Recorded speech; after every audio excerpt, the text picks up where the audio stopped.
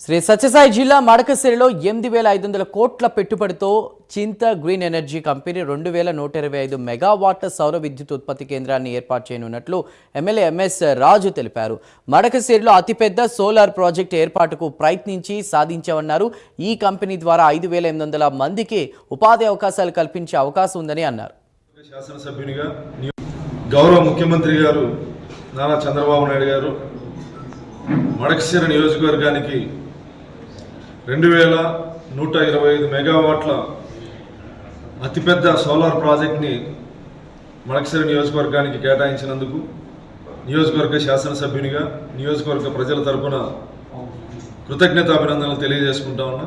Solar ప్రాజెక్టుతో పాటు defence factory త్వరలో కేంద్ర రక్షణ శాఖ మంత్రి రాజ్నాథ్ సింగ్ గారు గౌరవ ముఖ్యమంత్రి చంద్రబాబు నాయుడు గారి చేతుల మీదుగా డిఫెన్స్ ఫ్యాక్టరీ త్వరలో శంకుస్థాపన కార్యక్రమం ఉంటుంది.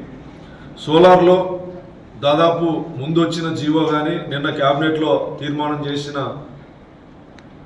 ప్రాజెక్టు కానీ దాదాపు 7-8 వేల మందికి ఉద్యోగ అవకాశాలు కల్పించే విధంగా నిన్నటి రోజే 8,500 కోట్ల రూపాయలతో బడ్జెట్ కేటాయిస్తూ నిర్ణయం తీసుకోవడం జరిగింది.